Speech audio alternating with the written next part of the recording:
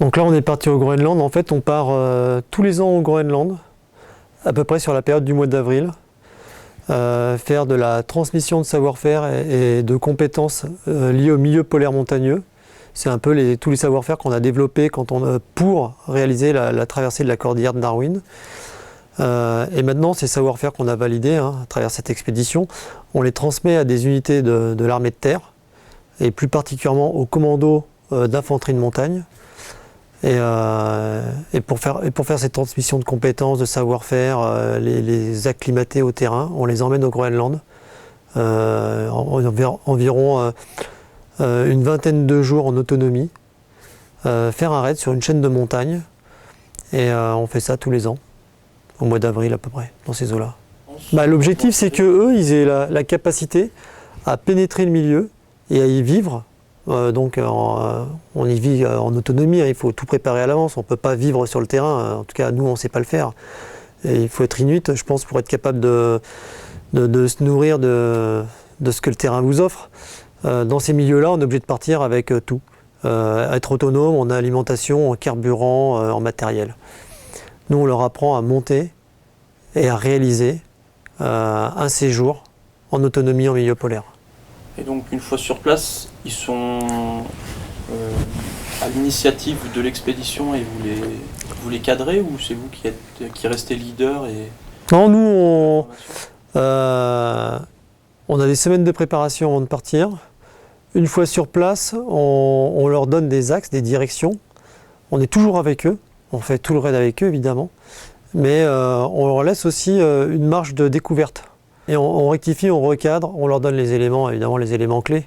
On ne se met pas en position de prendre toutes les décisions. On les laisse eux réfléchir, prendre des décisions, s'adapter, et ensuite en fonction des décisions et qu'ils prennent, si elles sont pas bonnes ou pas optimales, on va les voir, on leur explique pourquoi il faut faire autrement, on leur dit comment il faut faire. Et au niveau de la région à laquelle vous êtes parti? Alors c'est la région c'est la chaîne de montagne de Liverpool. La région se situe sur la côte est, et c'est la région habitée la plus au nord de la côte est du Groenland. Donc on est à peu près à la mi-hauteur de l'île, du Groenland. Et c'est une région qui est très sauvage. Il y a 300 habitants sur une région qui est plus grande qu'un département français. Et ils sont tous concentrés dans un village. Et ce village, on y passe vraiment juste à la fin, dans les deux derniers jours du raid. On passe par ce village. Mais au-delà de ça, c'est une région qui est très intéressante pour nous parce que c'est une région qui possède une forte concentration en ours polaires. Donc à la fois, on travaille de la technique de déplacement et de franchissement en montagne avec du matériel lourd, avec des poulkas, etc. Et en même temps, on le fait dans une ambiance qui est un peu stressante, avec de toute façon tous les explorateurs polaires montent des bivouacs avec des systèmes d'alerte, etc. Et ce système d'alerte, ça permet cette présence de l'ours qu'on a croisé à 4 reprises cette année, permet de mettre une petite tension supplémentaire sur le plan psychologique chez nos commandos. On a un parallèle direct, oui, avec ce qu'on appelle dans l'armée un bivouac tactique. Un bivouac où on doit se protéger, mettre parfois des défenses. Alors là, on n'a pas de système défensif. Notre seul système défensif, c'est les 2 fusils qu'on emmène. Et quand on est dans des régions où il y a de l'ours, où on a croisé l'ours dans la journée, il est certain qu'on monte la garde toute la nuit. Donc là, on retombe sur des savoir-faire qui sont purement militaires. Oui, bien sûr, oui. Ouais, évidemment, ce matériel qu'on sélectionne, qu'on fait adapter ou qu'on développe par rapport à ce qui existe déjà sur le marché, l'objectif c'est après que les commandos, les militaires qui auront à partir dans ces milieux-là s'en équipent. Donc c'est pour ça qu'on sait que tous les matériels ne se valent pas, même si sur le descriptif technique de chaque fabricant, on a l'impression qu'on peut tout faire avec. Il n'y a que le terrain qui parle vraiment. Et le terrain, c'est pas 3-4 jours. Parce que 3-4 jours pour le matériel comme pour les hommes, pendant 3-4 jours, on peut décliner physiquement. On part avec une grosse marche physique, et puis on rentre dans le dur, voilà, tout fonctionne bien ou fonctionne pas très bien, mais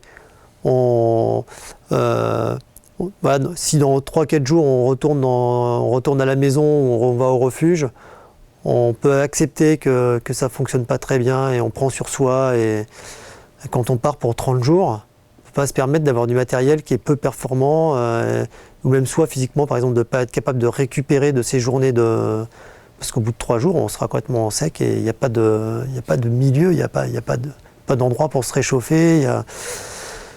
Il n'y a que le test dans la durée qui peut permettre de réellement éprouver le matériel. Et les hommes aussi, bien sûr. Et qu'est-ce qui est primordial alors, d'un point de vue technique J'ai envie de dire que le sentiment que j'ai, moi, c'est que dans le milieu polaire, tout est primordial et c'est bien ça qui est particulier.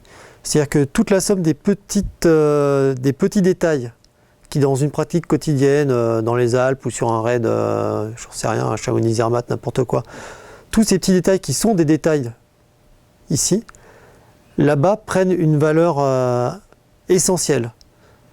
Si j'ai oublié mon briquet, pour un briquet, alors que si tout le reste de mon matériel est au top niveau, eh ben je vais mourir. Parce qu'une fois que je suis déposé et que les motoneiges sont partis, bon bien sûr je peux rappeler les motoneiges et dans 2 jours les mecs qui reviennent ils me récupèrent. Mais dans l'absolu, si je suis livré à moi-même, pour un petit détail, je suis foutu. Voilà. Si j'ai choisi la mauvaise veste et qu'il fait moins 25 tous les jours et que j'ai froid tous les jours, et ben au bout d'une semaine, je ne vais pas m'en remettre parce que j'aurai accumulé du froid, accumulé de la fatigue liée à ce froid, sans avoir jamais la possibilité de me remettre dans des bonnes conditions. Et je me retrouve immédiatement dans une situation de survie. Si j'ai choisi la mauvaise tente qui se déchire à la première tempête, voilà, tous ces petits détails de rien du tout sont indispensables. C'est ça qui est très particulier, c'est qu'on ne peut pas, dans le milieu polaire, faire les choses à moitié. Donc il y a un impact direct sur la réalisation et la concrétisation de l'objectif. Sur la réalisation, la concrétisation de l'objectif, sur la sécurité des gens, sur leur capacité à survivre. Ouais. Il y a un impact aussi sur la cohésion de groupe, c'est important aussi. Dès qu'on se retrouve dans une situation de retranchement, en situation de survie, on se replie sur soi, on se concentre sur ses propres besoins, et forcément ça nuit à la cohésion du groupe. C'est là que commencent à arriver des difficultés de relations humaines. Tout l'objectif pour nous, c'est de leur donner des savoir-faire qui vont leur permettre de garder une marge. Voilà, une marge qui n'est pas une marge, qui est une marge de confort. Et cette marge de confort, elle doit leur permettre de faire autre chose que se déplacer et stationner, quoi. C'est-à-dire autre chose que survivre. Dès qu'on rentre dans le domaine de la survie, on n'est plus capable de faire autre chose que de subvenir à ses propres besoins.